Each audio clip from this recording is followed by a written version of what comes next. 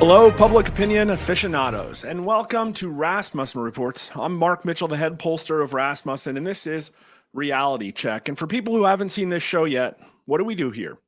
Well, we're politics and we're news, but we do something a little bit different than everybody else. We go into the context, the political context, the reality of public opinion that decides all of the different things that the political analysts ponder. What makes those things possible or not is public opinion, because this is a representative democracy and we're in a place that we really haven't been before. We're watching literally a war play out against an entrenched, bureaucratic, bloated, and quite frankly, evil deep state. And that's what we're going to talk about tonight. And we have an absolute insane amount of numbers because we're going to talk history. We're going to talk the history of this battle, the last couple of years, the political context leading up to this engagement. I really think that's what it is, and it's blowing everybody's mind. I was reading a little history today, and I thought this thing might play out kind of like maybe the 100 Years' War, protracted, tit for tat. I don't know. It looks a lot more like, and then also after that, we have an absolutely great guest. You've seen him before, John Fawcett from the former Lou Dobbs Great American Show. He's going to be joining us, I think, at about the half an hour mark, and we're going to have some really fun stuff to react to because, again, this is a white knuckle roller coaster ride. Every single day is too much, just absolutely too much to follow. I mean, seriously, I spent all day riveted to Elon Musk's feed, and I still feel like I'm missing stuff. But we're going to talk about a little bit of a vibe check first. We're going to take a quick look at where we're at, and I think this clip is a good place to start.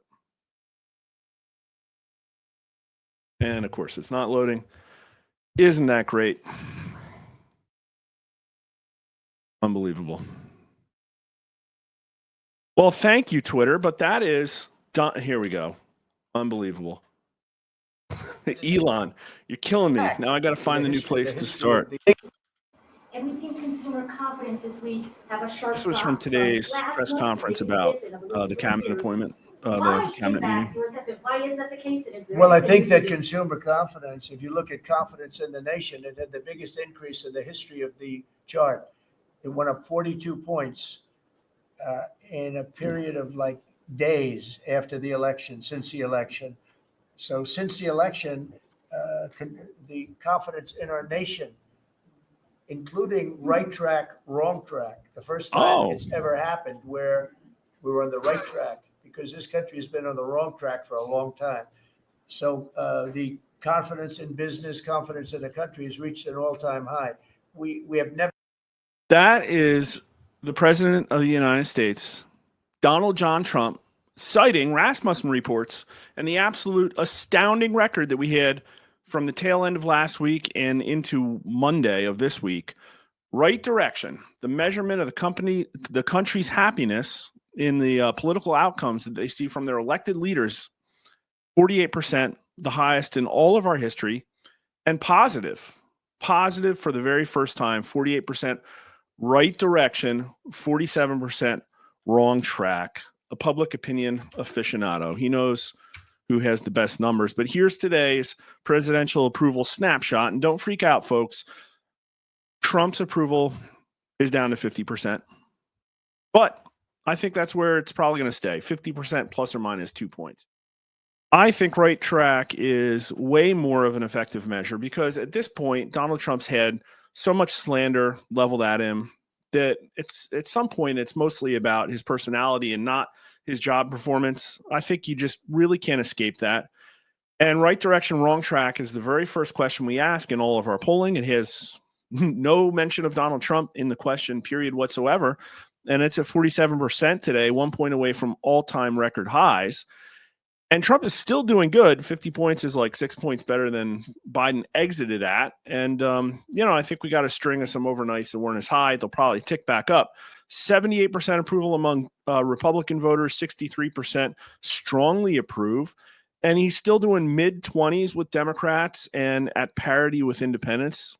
The people he's lost most over the last couple of days were Democrats and independents, certainly. He was as high as, I think, net +6 with independents a week or two. No change in men versus women, no change in race. And that's once again with black Trump approval only a few points less than white. That's pretty crazy. And a higher approval, 57%, among Hispanic and other race Americans. But what we're going to talk about is some really incredible wins. Maybe call these Mark's mind blowers or whatever, just to start the show off. Just a few of the things that I think are going to have major ramifications as we witness this incredible. There's going to be a lot of house cleaning because now we're hearing CIA agents don't like getting Doge, so they're going to sell state secrets to our enemies. What are we going to do here? I am curious about how they think this is a good tactic to keep their job. They're exposing themselves essentially by making this indirect threat using their propaganda arm through CNN that they've used over and over and over again to reveal their hand that their loyalty is not at all to America. It is not to the American people or the Constitution. It is to themselves. And these are. This is astounding. This interview, if you didn't see it, you should check it out. She covers a lot of ground. She talks about the fact, we talked about this on Monday, the degenerate chat going on between all of our intelligence agencies talking about the absolute sickest stuff on our taxpayer dime. People that also abuse their power and talk about how the people they hate ideologically and how they're going to weaponize the government against them. 100+ of those people are getting fired. And then we discuss not only that, this entire trend of higher ups in these agencies saying, well, no, you can't fire these people. They're just going to go take our secrets to China. If you fire them, they're going to commit treason. Why would we keep them? Like, why would they not be in jail? Maybe we should fire them and then throw them in jail, like track them and then catch them in the act of espionage. But I saw this argument over and over again on Reddit, and it's really incredible. Like, what a stupid argument. You can't fire somebody because they'll commit treason. That's the level of like disingenuousness that we have right now. It's really sick, but there's just so many incredible bits of news. This out of Mediaite, Trump warns 1 million federal workers might be fired in wild Doge cabinet meeting monologue. They're on the bubble. Now, I don't know particularly what that quote means, but I think it means they're in a really bad spot because President Donald Trump warned that 1 million or more federal employees are now on the bubble because of their failure to respond to an email demanding they justify their jobs. Now, there was a little bit of fog of war about this. Elon said anybody who didn't reply by midnight on Monday night would be fired. And then Trump walked it back. And then there was news that some of the cabinet heads, some of the heads of the agencies told their people, no, you don't have to reply. Then Trump said, well, it's up to the cabinet people. But what he's saying now is essentially, yeah, this is a good idea. A lot of these people are probably fraudulent. They probably don't exist. This is a really good way to figure out who's been fleecing the taxpayers, getting fraudulent payments for, employees that might have died or whatever reasons. Absolutely incredible. Then we have this stuff. We looked at Christopher Rufo on Monday, and more is coming out. An NSA whistleblower tells me there's a clique of male to female transgender Marxists who have established a cult inside the agency. I've called the core left, the LGBT core Marxist left, a cult. And here we have like NSA leadership agreeing with that. They hate capitalism, they hate Christians, and they're always espousing Marxist beliefs. It's affected everything. Absolutely astounding. It's as bad as we thought it was. And then there's this, Charlie Kirk, NSA whistleblower, explains how, starting in the Obama years, the NSA swerved from being an intelligence agency to full-time DEI. This was a long time ago. I mean, DEI didn't really get into the mainstream lexicon till 5-10 years ago? We're talking about way farther back. Employees were hired who never did any work except attending DEI meetings. It's like our government was on the bleeding edge of this. Really strange. How did that happen? How did the government incubate an anti-American mind virus that it used propaganda to perpetrate psychological operations and division on everybody in America really far back, like basically overlapping with like, I guess, like Glee. Really crazy. Real employees were given the message that participating in DEI nonsense was the key to getting promoted. That's always how it works. I've seen it in corporate America too. You'll say whatever it takes. If you have no integrity, you'll say whatever it takes to advance your career. That's not how I worked in corporate America. Brutal truth. Brutal truth. Analysts would refuse to provide information on American adversaries who were transgender because it would require using their dead name. The agency needs to be rebooted from the ground up. Well, it just so happens that I have polling questions about Americans' willingness to reboot the FBI from the ground up. But we're going to get there in a little bit. FBI is looking into Comey's off-the-books honeypot operation targeting 2016 Trump campaign. We've talked about this before. I can't get enough of him. Man, this guy, he's one of those people that was on the leading edge. You know, he was one of those people that was probably enabling this stuff, you know, pushing it because he knew it's what his boss wanted, what Obama wanted. It's the new direction, and everybody better get on board. Building a new culture in DC. I actually found this pretty crazy, but Washington, D.C. leads the nation in percent of people who identify as transgender. Pretty fascinating. That's according to Grok 3. Pretty fascinating. Then there's this. The Defense Secretary, Pete Hegseth, visits troops and then tours detention facilities at Guantanamo. Like, I really don't know. I really don't know where this is going, but who does that in their first month? Is that something like secretaries of defense have done before? I really don't think it's a tradition or something like that. I know they put an expansion on. Listen, maybe it's just wishful thinking, but they're going after Comey. Maybe they're going to roll them up sequentially. Maybe we're going to see a massive swamp training, and we'll look into swamp training and American sentiment towards that. But maybe this is just burning the swamp. A massive broad spectrum war on our evil kleptocracy.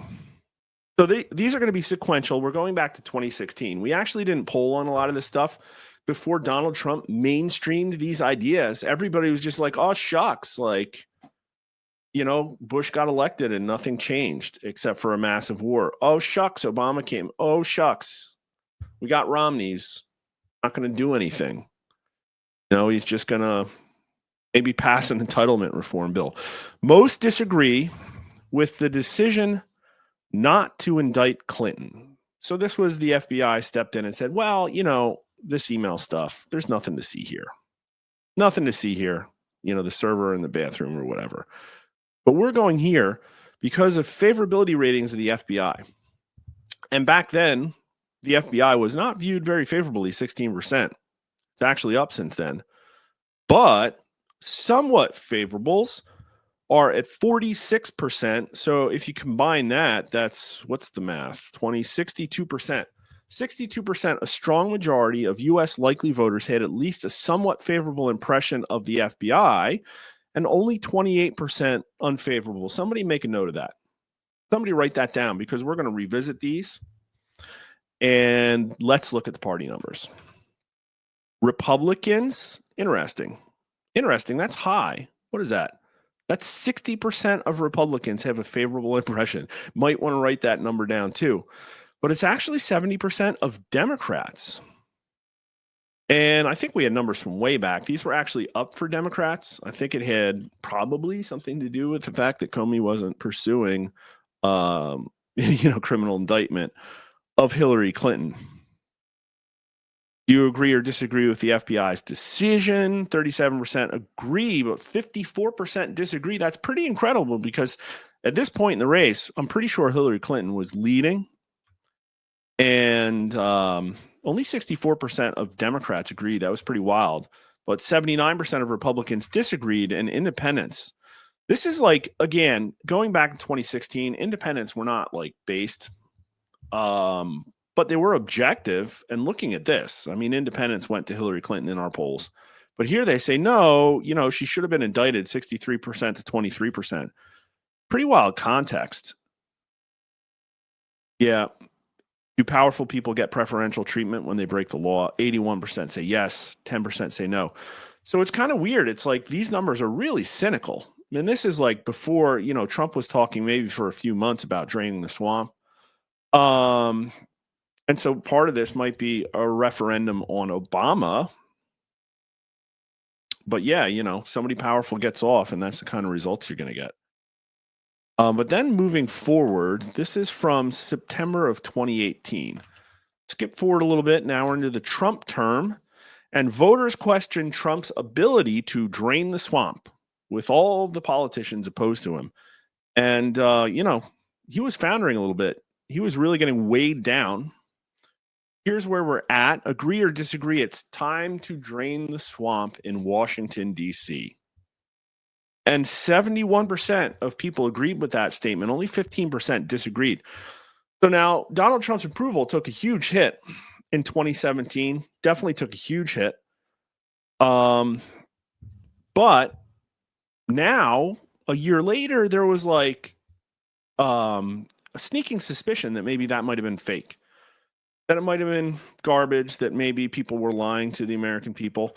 The party numbers, 83% of Democrats agreed, or 83% of Republicans, but 62% of Democrats, so a really strong majority of Democrats agreed with, like, basically Trump's key tricky phrase, drain the swamp.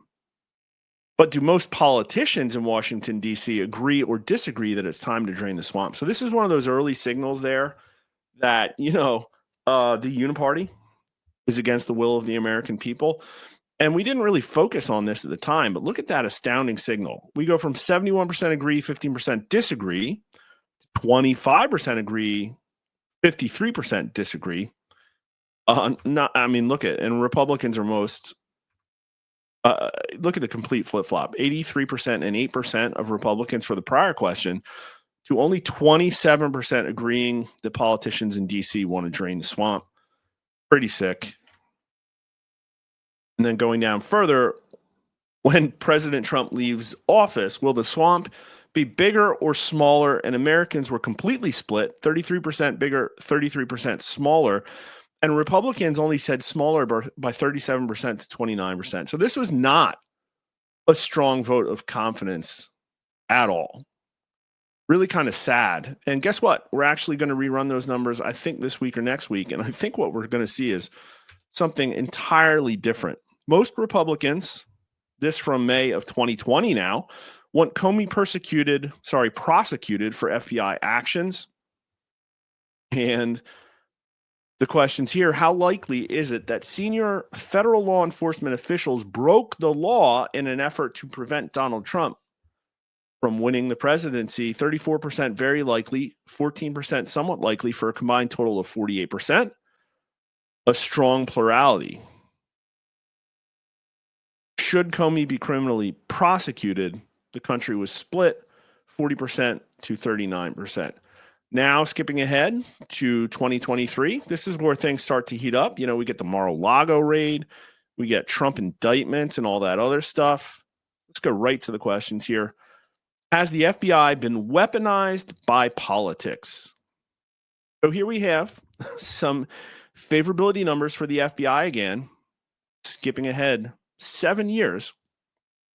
And it's a combined total of 50% favorable, 22% very favorable. So a massive drop from 62%, although very favorable increased slightly. And if you look at the party numbers, we're talking about Democrats have gone up 69%. Pretty astounding. Isn't that crazy?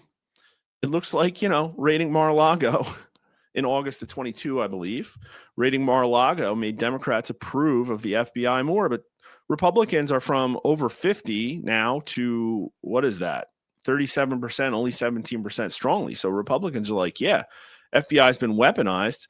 And independents, kind of agreed, they're down there pretty low too. And then has the FBI become politically weaponized, starting from the top in Washington? 64% agree, 44% strongly, including half of Democrats, an astounding 80% of Republicans, and 61% of independents. Only 32% of independents disagree with that statement. So these are like abominably bad numbers for what should be a nonpartisan protector, of our federal laws. And this is like, I think, the reason basically that Biden lost. Everybody says Kamala Harris was a bad candidate, but Democrats don't need a good candidate. That's not what it is. Basically, what happened is the insane overreaches of the Biden administration drove swing independents, low propensity Republicans into the hands of Donald Trump. From June 2023, a few months later, Bidengate, most voters suspect FBI and cover up. That's even worse. Impression of the FBI down even lower now to 44%, the lowest in our polling history, almost a 20-point drop. But Democrats are even higher, 72%. Freaking sick. And Republicans are down to 23%, independents down to 36%. That was the trend during the Biden administration. Independents and Republicans moving one way, Democrats moving the other way. How likely is it that top officials at the FBI have helped cover up wrongdoing by Joe Biden or Biden's family members? 48% say very likely, 12% say somewhat likely, for a combined total of 60%. 33% say not likely, so that's basically a 2-to-1 margin. You go up to a random human in America, and you got a 2 out of 3 chance of them agreeing that the FBI helped cover up wrongdoing by Joe Biden. And again, like we had a strong majority saying that the FBI was Joe Biden's personal Gestapo. None of this got reported. I mean, we reported it. We put stories out all the time on RasmussenReports.com. It wasn't picked up in the mainstream media. They just attacked us with their stupid USAID money. Absolutely insane. Election 2024, many voters suspicious towards intelligence agencies. So we focused a lot on the FBI. They were the leading edge of this weaponization of justice. But let's not overlook the intelligence agencies, shall we? February of last year, just a year ago, what's the impression of the CIA? Low, but believe it or not as low as the FBI in that last set of polls. That was horrifying. 12% very favorable. Now that kind of sucks. But 36% somewhat favorable, 48% to a 39% unfavorable, but I guess it's because they're spooks. 13% said not sure, whatever. 62% of Democrats, less than the FBI, have a favorable impression of the CIA. But what's that? 38% of Republicans. So, the CIA is a lot quieter, right? A lot less politically engaged, ostensibly, not supposed to be operating on domestic soil. That's what they use the USAID for, and its web of partisan NGOs. Do U.S. intelligence agencies have their own political agenda, or do they generally perform impartially? Like keeping America safe by protecting our democracy, or growing massive fields of opiates in Afghanistan? I don't know. But U.S. intelligence agencies have their own political agenda wins 49% to 36% who say they generally perform impartially. That's really low. Almost only 1 in 3 voters saying that basically our premier, intel, like foreign intel agency, is impartial. That's kind of sad. 62% of Republicans say they have their own agenda, as well as a majority of independents, 53% to only 34%, 1 in 3 independents, who say they perform impartially. And even Democrats, it's like only 47% more than anybody else say they perform impartially, but it can't get to a majority. Well, let's just check the Biden approval numbers. Were they more insane? Yeah. Like I said, it was always about Biden approval. I said it in the chat. Somebody asked, if you want to test somebody's sanity, do they strongly approve of Biden? Because 72% of Biden's strong approvers think that the CIA performs impartially, but only 12% of Biden's strong disapprovers. That's weird. Weird. Excuse me. I pressed page down. So there you have it. Not impartial. That's like what this was. Basically, the people that strongly approved of Joe Biden were people that worshiped the creature on the Potomac, the one that is strangling our economy and trampling on our freedoms. That's the trend. That's what's happening here. How likely is it that U.S. intelligence agencies are seeking to control the outcome of the 2024 presidential election? And spoiler alert, you would want a small number here. You would want like 0. But it's a majority, 52%. Not good.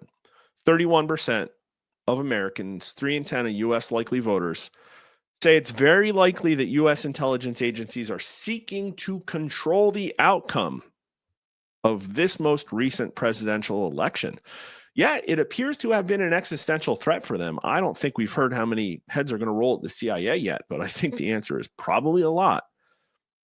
52% to 38% not likely, only 20% very likely. And again, the party numbers are kind of closer together here, but what is that? 69% of Republicans, 69% of Republicans say it's likely, and half of independents. Really not great, but the things just keep getting worse and worse. That's the trend here. As the years progress in the Biden administration, things get more insane. We talked about civil war and political violence on Monday, but 66% of Democrats approve of the FBI's use of deadly force, authorization to use deadly force in the Trump raid of Mar-a-Lago. That was a really stunning little bit of news when it came out. And so we had to poll on it immediately, and we got really insane results, more favorability of the FBI. It went up.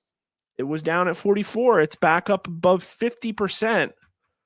That's weird. Why is it? Because Democrats went up from the high 60s to now the low 70s, 72%. Really wild.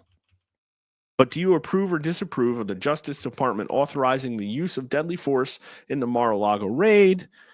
That's sick. 34%, 44%, at least some would approve. But a plurality, 49% disapprove. So I'm glad that it lost. But there's that number. Democrats right there. 66%. 2/3 of Democrats. Yeah, sure. 47% strongly approve. And, you always get that 25% of Republicans, some of whom voted for Nikki Haley.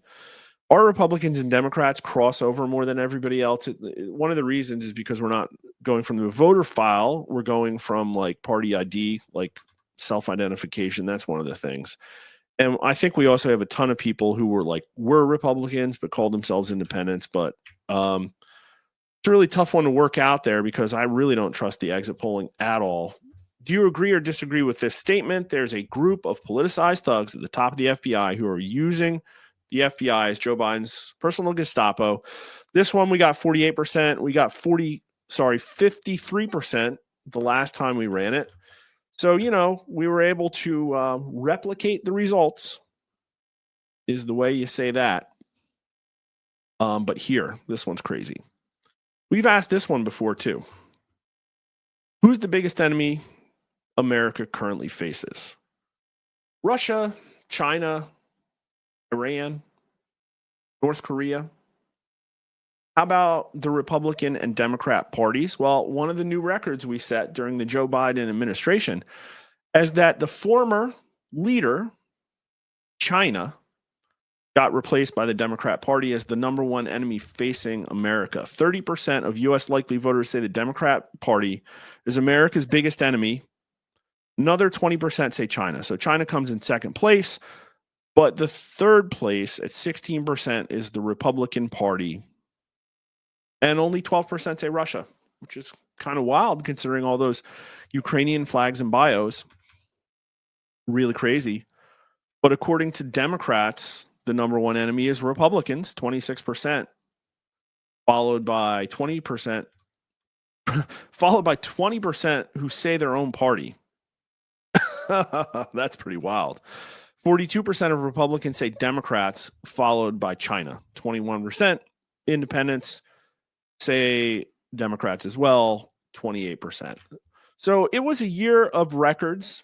It was a year of plunging public opinion, of just absolute distaste with our government overlords who tried to throw the unvaccinated into prison camps and then came after everybody's free speech, including Rasmussen reports. But now we get to today numbers.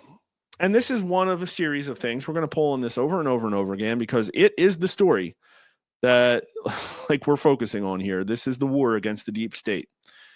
And here we have our first numbers back about the FBI after the inauguration. And these are from just a few days ago. And okay, like we're starting small here. We're not going to go crazy, but it's Rasmussen report. So we're going to be provocative and we're going to test whether or not people think that the FBI is operating like government gangsters. Now, we didn't do the one where Kash Patel says that we should shut the FBI building down and turn it into a museum to the deep state. But let me tell you, it is coming. But Kash Patel favorability is 47%. The reason it's low is because 17% are not sure, which, you know, he, considering how much attention they brought to him, it's like, I guess, like he's doing all right. But 72% of Republicans favorable, 30% of Democrats. That's surprising. You know, they call him a grifter or whatever. 40% of independents approve, 39% disapprove. So he's split with independents. That's basically where Trump is. And all of this is being driven by not sure numbers. But here's the one we talked about before. Does the FBI need to be reformed? 52% say yes. 31% say no. And that matches very closely with the 30% of people who say they trust the federal government. Everybody else doesn't. Everybody else doesn't. That was the referendum. It wasn't Kamala Harris. It was Joe Biden as an extension of a federal government that nobody trusts. And a third of Democrats say that the FBI needs to be reformed. A third of Democrats. 71% of Republicans, only 19% of Republicans say no, and independents say yes, 51% to 31%. And so, yeah, Kamala Harris should have done better with independents, but she didn't have an answer for this lack of trust. But here's the one that I was talking about. Kash Patel wrote a book entitled Government Gangsters. How much of the time do you believe the federal government acts as government gangsters? Now, the hurdle for this one's pretty high. Like, gangsters is a strong word, but we still get 41% who say all of the time or most of the time. And that's roughly equivalent to the 41% who think a civil war is likely in the next couple of years. So basically, like 41% are woke populists. So like, that's what it is. You know, they get it. They know what's going on. 41% of them. And then you get the 30% who say the FBI doesn't need to be reformed. Like, those are the numbers. Everybody else is somewhere pretty much in the middle. 28% say some of the time. That's the safe answer. But only 22% say rarely or never. Only 32% of Democrats say rarely or never. And 55% of Republicans say most of the time or all of the time. And 35% of independents. So a pretty strong signal for a tough question. And we'll go at this topic more. And this is the last one. I'll just put this up because I think our guest is waiting now. This is one that we overlooked, and it's a good one. Is Trump acting like a dictator? 74% of Democrats say so. So it's heating up. As we're going to see, because I have some Reddit posts saved down, it's heating up. There is a vacuum. There's a power vacuum on the Democrat side, and it's going to get filled. And right now, everybody's looking around trying to figure out who's going to fill it. And Trump is just running roughshod over these people. Yeah, there's a lot of legal cases out there, sure. There's a lot of representatives in Congress now talking about impeaching the judges. Elon Musk has given that a lot of signal boosting. And maybe it'll happen, maybe it won't, maybe it won't. Ron Coleman thinks that it's probably not going to happen. I don't know. But basically what it comes down to is that Donald Trump figured out what the cheat code is. He punched in the cheat code, up, down, left, right, BA, start. You know what it is? You get people in your cabinet who hate corruption. Like, that's it. Like, problem solved. They're just going to keep doing it. It's like you get blocked by a judge, they're going to do something else. They're literally going to, they can't. I mean, they don't have control of Congress.